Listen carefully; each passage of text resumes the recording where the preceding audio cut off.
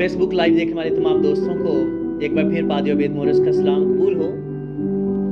एक नए मज़मून के साथ आपकी खिदमत में हाजिर हैं। आज हम बाइबल मुक़द्दस का एक मुख्तसर तारुफ जो है वो पेश करते हैं और उम्मीद करता हूँ कि ये हम में से बहुत से लोगों के लिए बरकत होगा। बाइबल मुक़द्दस जो एक ऐसी किताब है जो दुनिया में सबसे ज़्यादा पढ़ी जाने वाली किताब है। बाइबल मुक़द्दस दुनिया में सबसे ज़्यादा फ़रोख्त होने वाली किताब है, सबसे ज़्यादा सफ़र करने वाली किताब है। बाइबल मुक़द्दस जिस पर सबसे ज़्यादा एतराज़ात उठते हैं,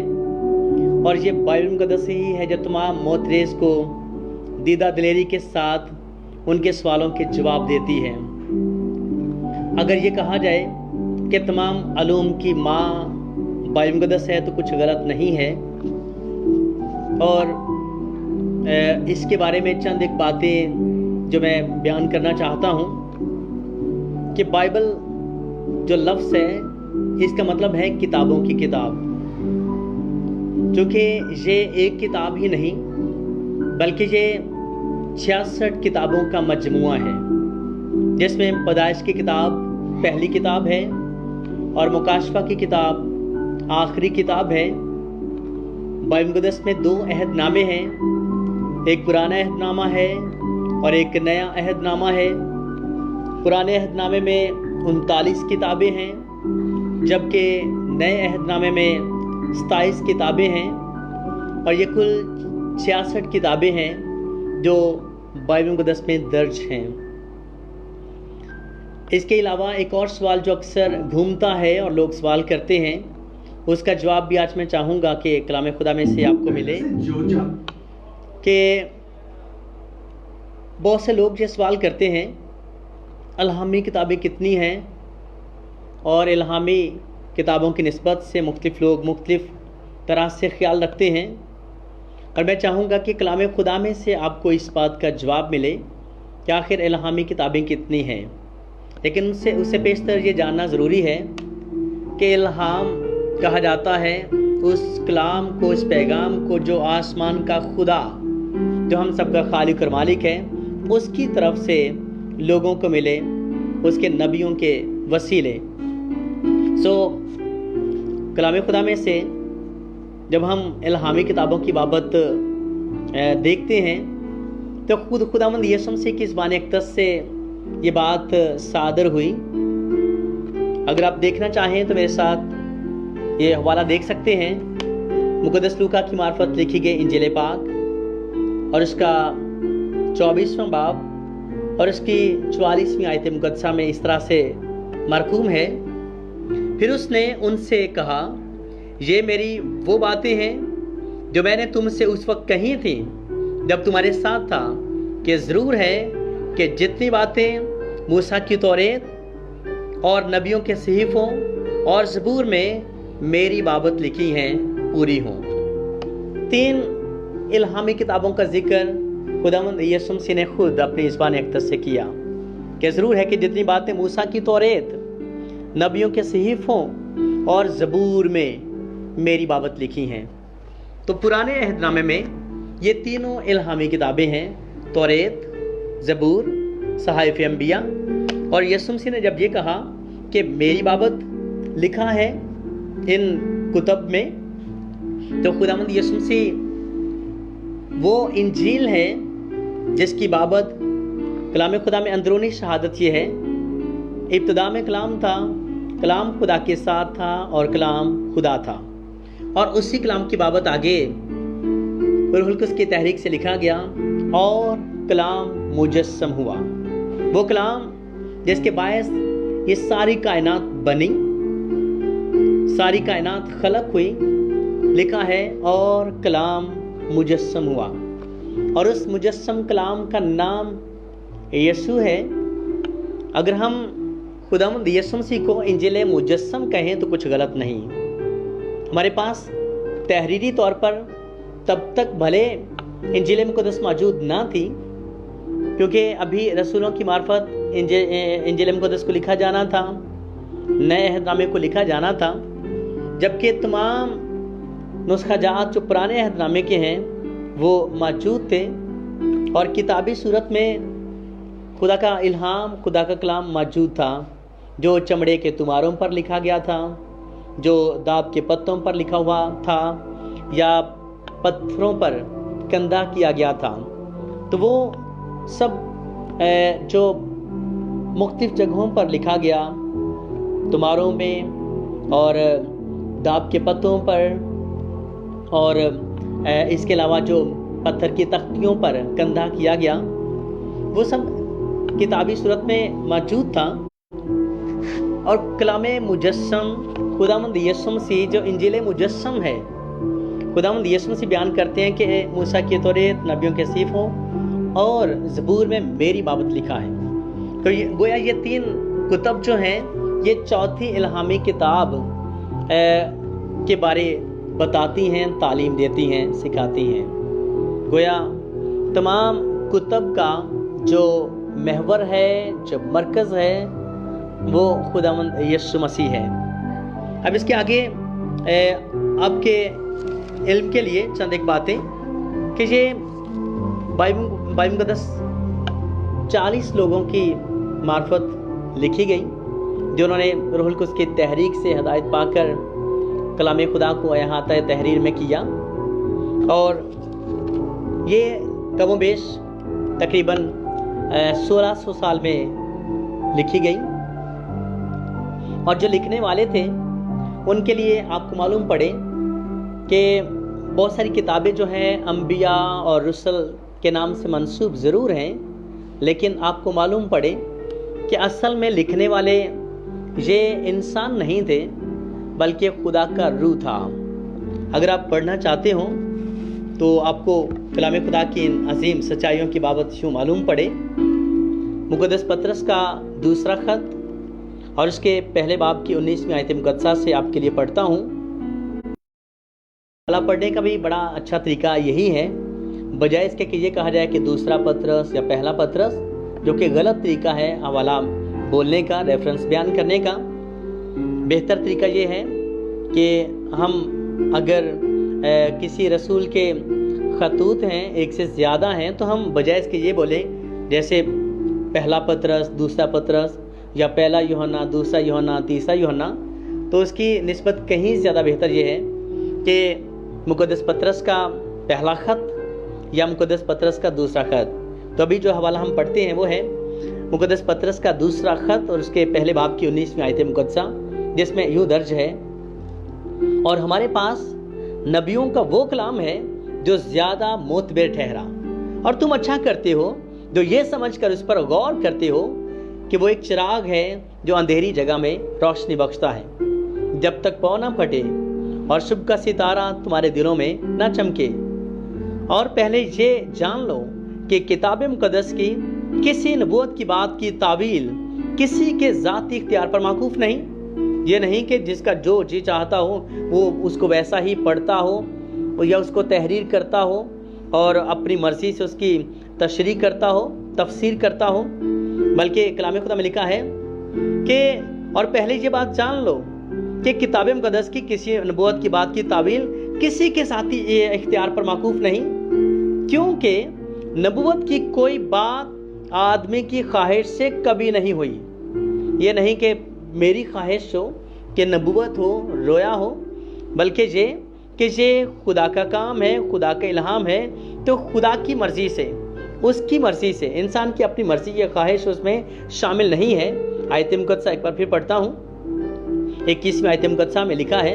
کیونکہ نبوت کی کوئی بات آدمی کی خواہش سے کبھی نہیں ہوئی، بلکہ آدمی روح القدس کی تحریک کے سبب سے خدا کی طرف سے بولتے تھے۔ تو جو تحریک ہے وہ روح القدس کی ہے۔ اور اس کے لیے ایک سادہ سی میں مثال آپ کو بیان کروں کہ ایک دستانہ جو ہے، گلوز ہم سب استعمال کرتے ہیں، ایک دستانہ اس کا پورا ہاتھ جو بنا ہوا ہوتا ہے، 5 اس میں انگلیاں ہوتی ہیں، وہ پورا ہاتھ ہونے کے باوجود خود حرکت نہیں کرتا، وہ انگلیاں خود سے حرکت نہیں کرتی جب تک ہم اپنا ہاتھ جو ہے اس دستانے میں، گلو میں جب تک ہم نہیں ڈالتے ہیں اور پھر انگوٹھے کی جگہ پر جب انگوٹھا آتا ہے, انگلی کی جگہ پر جب انگلی آتی ہے, تو پھر ہم جس انگلی کو انگوٹھے کو ہم جب حرکت دیتے ہیں تو دستانے کا ہاتھ جب ویسے ہی حرکت کرتا ہے جیسے ہمارا ہاتھ اور ہاتھ کی انگلیاں اس میں حرکت کر رہی ہوتی ہیں. تو یہ لوگ گویا خدا کے ہاتھ میں ایسے ہی اوزار تھے کہ خدا ان کو ان کی مرضی کے مطابق نہیں, ان کی خواہش کے مطابق نہیں, بلکہ اپنے کام کو پورا کرنے کے لیے اپنے خواہش کے مطابق ان کو استعمال کرتا تھا. یا دوسرے لفظوں میں یہ کہہ لیں کہ قلم ہمارے ہاتھ میں ہوتا ہے اور قلم لکھا تو قلم سے جاتا ہے, لیکن اس کو تحریک جو ہے وہ انسانی ہاتھ دیتا ہے. قلم خود سے لکھ نہیں سکتا, حرکت نہیں کر سکتا. اسی طرح تمام مصنفین جنہوں نے ان کے زندہ کلام کو تحریر کیا وہ خدا کے ہاتھ میں ایسے ہی تھے جیسے قلم, اور تحریک جو ہے وہ خداوند کی طرف سے ہے. خداوند تحریک دیتا تو وہ خداوند کے زندہ کلام کو احاطہ تحریر میں لاتے اور آپ میں ہمارے لیے وہ محفوظ کرتے. تو خداوند کی شکر گزاری کرتے ہیں اس کے زندہ کلام کے لیے جس کی عظیم سچائی اس کی اندرونی شہادت یہ ہے, تیرا کلام مڈوں یا رب سچ ہے. اور کلام خدا میں ہم اس الہام کی بابت یہ پڑھتے ہیں کہ آدمی جنہوں نے اس کے کلام کو لکھا وہ بھی خدا کی طرف سے پاک روح کی تحریک سے بولا کرتے اور اس کو لکھا کرتے. خدا ان کی شکر گزاری کرتے ہیں کہ زندگی کا یہ کلام ہمارے ہاتھوں میں ہے. اور اس کے لیے چند ایک اور باتیں جو میں بیان کرنا چاہتا ہوں. جب ہم الہامی کتابوں کی بات کر رہے ہیں کہ خداوند یسوع مسیح کی زبان اقدس سے یہ ذکر ہوا کہ ضرور ہے کہ جتنی باتیں موسیٰ کی توریت اور نبیوں کے صحیفوں اور زبور میں میری بابت لکھی ہیں. تو موسیٰ کی توریت جو لفظ ہے, کچھ لوگ اس کو تورات پڑھتے ہیں اور یہ عبرانی زبان کا لفظ ہے. تورا اور ایت دو الفاظ سے مل کر بنا ہے. تورا کا مطلب ہے 5 اور ایت کا مطلب ہے شریعت, یعنی 5 کتابیں شریعت کی. تو جو مقدس موسیٰ کی معرفت توریت ہمیں ملی ہے یہ 5 کتابیں شریعت کی ہیں جن میں خداوند کے قوانین, آئین, احکام وہ درج ہیں بشمول احکام اشرا 10 احکام جو خداوند نے کوہ سینا پر اپنے بندے مقدس موسیٰ کو دیے, جو پتھر کی 2 لوحوں پر کندہ کیے گئے. اور ان میں سے جو پہلے 10 احکام میں سے جو پہلے 4 حکم ہیں وہ ایک تختی پر لکھے گئے جو خدا کی ذات سے علاقہ رکھتے ہیں, اور دوسری تختی پر 6 حکم لکھے گئے جو انسان کے لیے تحریر کیے گئے. اور خود خدا نے اپنی انگلی سے پتھر کی 2 لوحوں پر ان کو کندہ کیا, تحریر کیا, جس کا مطلب یہ ہے کہ یہ انمٹ ہے اور یہ وہ ہے جو ٹس سے مس نہ ہونے والے ہیں اور جو ختم ہونے والے نہیں ہیں, اور پتھر جو ہمیشہ تک قائم رہنے والے ہیں. اور انہی تختیوں کی بابت خداوند یسوع مسیح نے ابلیس کو جواب دیتے ہوئے کہا تھا کہ آدمی صرف روٹی ہی سے جیتا نہیں رہتا بلکہ ہر اس بات سے جو خدا کے منہ سے نکلتی ہے, کیونکہ اس نے پتھروں کا ذکر کیا تھا کہ فرما کہ یہ پتھر روٹیاں بن جائیں. تو خداوند نے ان پتھروں کو قائم رکھا جن پر خدا کا کلام, خدا کا الہام, اس کے احکام تحریر تھے, کندہ تھے, درج تھے کہ انسان روٹی سے نہیں زندہ رہتا بلکہ ہر اس بات سے جو خدا کے منہ سے نکلتی ہے, جو خدا نے اپنی انگلی سے کندہ کیے اور مقدس موسیٰ کو دیے, وہ احکام اشرا جو آج آپ میں ہم سب پڑھتے ہیں اور بہت سارے بچوں کو اور بڑوں کو ازبر یاد ہیں, وہ احکام اشرا اور اس کے ساتھ باقی ساری شریعت. تو پہلی 5 کتابیں جو ہیں وہ شریعت کی کتابیں ہیں جو مقدس موسیٰ کی معرفت لکھی گئیں. اس کے بعد زبور کی کتاب میں 5 کتابیں زبور کی ہیں. اگر آپ کبھی بغور مطالعہ کریں تو آپ کو معلوم پڑے کہ جو 150 زبور ہیں, مزامیر ہیں, یہ سارے مزامیر جو ہیں یہ مقدس داؤد نے نہیں لکھے ہیں بلکہ ان میں سے زیادہ جو ہیں وہ مقدس داؤد کی معرفت لکھے گئے, جبکہ کچھ مزامیر جو ہیں وہ کچھ اور لوگوں کی معرفت بھی لکھی گئے جس میں مقدس سلیمان بھی ہیں اور مرد خدا موسیٰ اور چند اور جو اشخاص ہیں وہ بھی. تو یہ 5 کتابیں ہیں زبور کی جو بائبل مقدس میں موجود ہیں, اور ان 5 کتابوں میں 150 مزامیر ہیں, زبور ہیں, اور نبیوں کے صحیفے، اور یہ تینوں الہامی کتابیں پرانے عہد نامے میں ہیں، جبکہ نیا عہد نامہ جو ہے وہ انجیل مقدس ہے۔ کئی دفعہ کچھ لوگ یہ کہتے ہیں کہ یسوع مسیح پر تو کوئی انجیل نہیں اتری، متی کی انجیل متی رسول کی معرفت متی رسول پر اتری ہے، مقدس مرکز پر مقدس مرکز کی انجیل، مقدس لوکا پر مقدس مرکز کی انجیل، مقدس لوکا کی انجیل اور مقدس یوحنا کی انجیل جو ہے یوحنا رسول پر اتری ہے۔ اور کئی دفعہ معترض اعتراض کرتے ہیں کہ ان میں سے یسوع مسیح پر ہے، تو ان سب کو یہ معلوم پڑے کہ نیا عہد نامہ جو ہے صاف طور پر یہاں پر ذکر کیا گیا ہے، کلام خدا میں درج ہے۔ اگر آپ میرے ساتھ مل کر نکالیں نئے عہد نامے کو، متی کی انجیل کے پہلے باب کی پہلی آیات سے پیچھے اگر ہم پڑھیں اس صفحے کو، اگر آپ کیمرے کی آنکھ میں اس کو دیکھ سکتے ہو، جو میری کوشش ہے کہ آپ دیکھیں اور پڑھیں، تو یہاں پر آپ کو صاف طور پر معلوم پڑے گا کہ لکھا ہے کہ انجیل مقدس یعنی ہمارے خداوند یسوع مسیح کا نیا عہد نامہ۔ تو پورا نیا عہد نامہ جو ہے یہ انجیل مقدس ہے۔ بہت سے لوگ متی رسول کی معرفت لکھی گئی انجیل کو، مقدس مرکز کی معرفت لکھی گئی انجیل کو، مقدس لوکا کی معرفت لکھی گئی انجیل کو اور مقدس یوحنا کی معرفت لکھی گئی انجیل پاک کو خیال کرتے ہیں کہ یہ تو ان پر اتری ہیں اور ان میں سے گویا یسوع مسیح کی کوئی انجیل نہیں ہے۔ تو معلوم پڑے کہ یہ انجیل مقدس یعنی ہمارے خداوند اور منجی یسوع مسیح کا نیا عہد نامہ۔ تو یہ نیا عہد نامہ جو ہے، جو خداوند یسوع مسیح کی معرفت ہم تک پہنچا ہے، ہمیں ملا ہے، یہ نیا عہد نامہ پورا جو ہے انجیل مقدس ہے۔ اور جیسے میں نے پہلے کہا کہ خداوند یسوع مسیح وہ انجیل مجسم ہے، اور یہ انجیل مقدس ہمارے پاس کتابی صورت میں جو تحریر ہوا ہمارے ہاتھوں میں ہے۔ جب چھاپا خانہ نہیں تھا اس وقت اپنے ہاتھوں سے کلام خدا کو تحریر کیا گیا، اور پھر جب پہلی بار چھاپا خانہ جو ہے اور ایجاد ہوا، تو اس کے بعد چھاپا خانہ پر ان مشینوں پر جو پہلی چیز جو چھپی تھی وہ کلام خدا تھا، اور شاید یہی وہ ضرورت تھی جس کے لیے یہ چھاپا خانہ اور جو مشینیں ہیں وہ ایجاد ہوئیں، تاکہ خدا کے زندہ کلام کو لکھا جائے۔ تو پہلی بار کلام خدا ہی ہے جو ان چھاپا خانہ میں سے، ان مشینوں میں سے چھپا، اور آج تقریباً ہر 2 مسیحی گھر میں خدا کا زندہ کلام جو ہے وہ درج ہے۔ شاگرد اس بڑی حقیقت کو جان چکے تھے کہ خداوند تجھے چھوڑ کر کہاں جائیں، کہ ہمیشہ کی زندگی کی باتیں تو تیرے پاس ہیں۔ میری دعا ہے کہ خدا آپ کو، مجھے، ہم سبوں کو یہ فضل بخشے